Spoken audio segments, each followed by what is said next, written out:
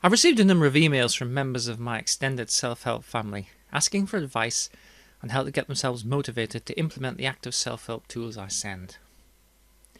In this film, I want to help you to identify what makes you procrastinate and what you can do about it.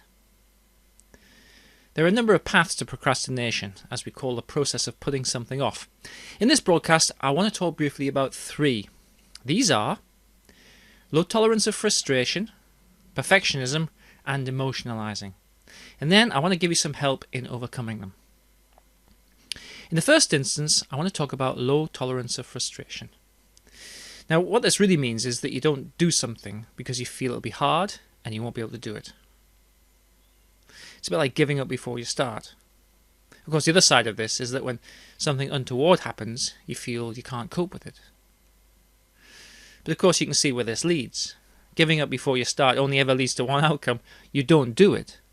And yet, of course, you do things. It's the old school or college assignment syndrome. Do you remember putting off an assignment at school or college or work or anywhere else for that matter? You only do it when the deadline and the fear of failure looms so close that the fear of failure from not doing it overwhelms the fear of failure from doing it. If you identify these forces in yourself, you'll also see that you're balanced on a knife edge of fear. You may recall that feeling of being paralyzed with immobility. On the one hand, fear that you won't be able to do it, or at least do it well enough. And on the other hand, fear that you'll fail if you can't do it. Another way that you may self-sabotage is to tell yourself that you can't do something. Once again, it's a very common habit that I come across often in clinical practice. If you tell yourself that you can't do something often enough, it will take on the characteristic of a truth for you.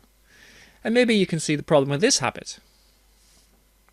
As always with cognitive therapy, we're looking at what really happens, not what you imagine happens. If we relied solely on imagination, everything would pretty much seem a disaster. It's okay. You pretty much always do the thing you need to do. You do it because you're able to do it. But you're hampered by the prospect of not being able to do it. In other words, fear that you will fail. You do it. You don't fail very often at all. I know this because you care enough to read my messages. If you genuinely failed, you wouldn't care nearly so much. But let's face it, you're stuck in a double bind. Fear of failing by doing it, and then fear of failing by not doing it. It looks and feels painful. You can stay stuck for a long time, but eventually you knuckle down and take some action.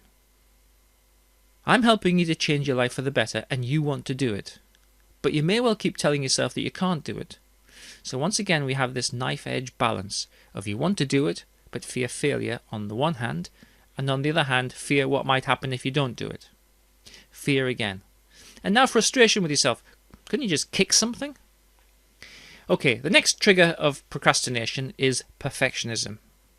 Many people will recognize this in themselves. It's a very powerful driver of success, but taken too far, it becomes a burden. I never met a successful person who didn't have an element of perfectionism within them. So it's not necessarily a bad thing, but as with many psychological characteristics, it can be taken too far. The strong version of perfectionism is the need to do things well, otherwise they're a failure. Now this is a black and white view of things. It's perfect or it's a failure. If any task is a little complex, or the instructions are ambiguous, or it's perceived as beyond your ability to control it adequately and so be pretty well assured of a perfect job, which means it's more of a complicated task, you are very unlikely to want to do it. Therefore you put it off. Hence, we have procrastination. The final cause of procrastination I want to speak about is what I call emotionalizing. This is allowing your feelings to be stronger than is beneficial to achieve your outcomes. An example is waiting to feel inspired or excited before you do something. Or, on the other side, predicting it's going to be terrible. Allowing your emotions to have a lot of territory is often not useful if you want to make real changes in your life. As much as anything else in your life, emotions are a habit. If you've practiced the habit of feeling particular emotions, then you're going to have more access to them. Emotions tell you very little about reality, so it's best to not let them have very much space in making decisions, a lot of the time anyway.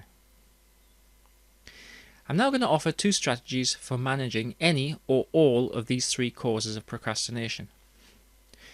The first solution is to take a step backwards and take yourself out of the whole process a little more.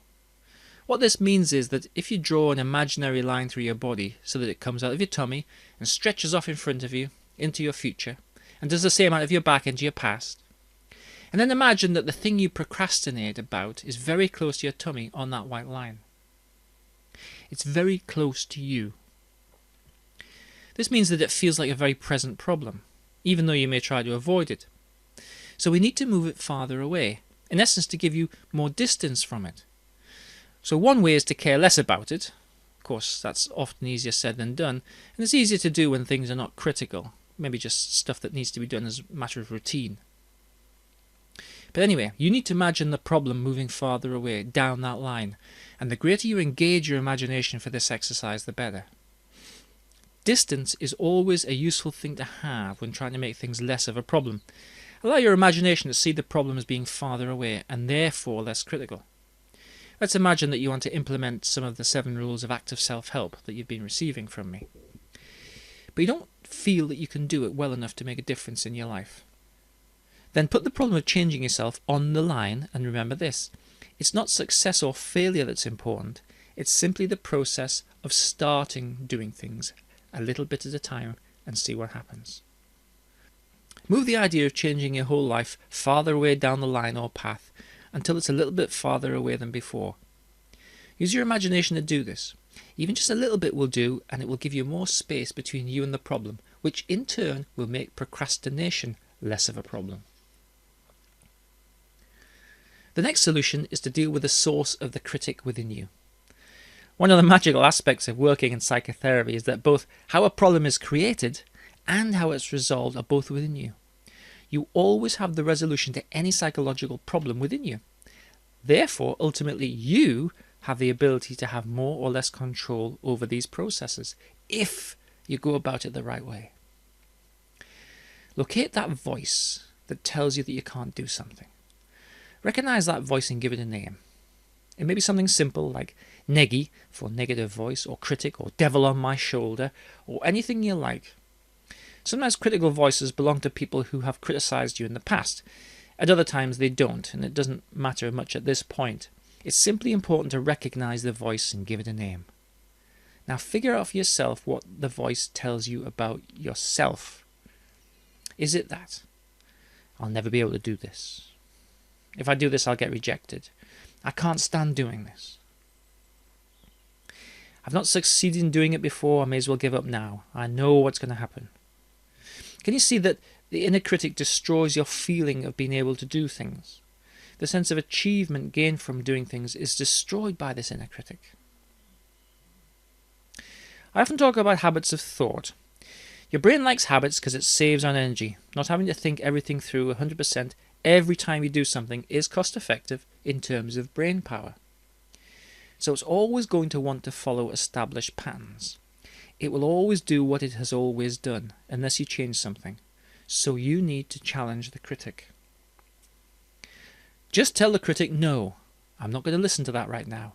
Exercise more control over it. The inner critic easily crumbles when you challenge it. Applying a little effort, even only a little, reaps great benefits in terms of feeling more in control over what you have to do and how you feel about it. When you feel like putting something off, use one of these 2 strategies and keep practicing with them until you feel stronger and stronger about it. Remember, the secret of a good journey is to travel well. I'm Dr. David Purvis. Thanks for taking the time to watch and listen.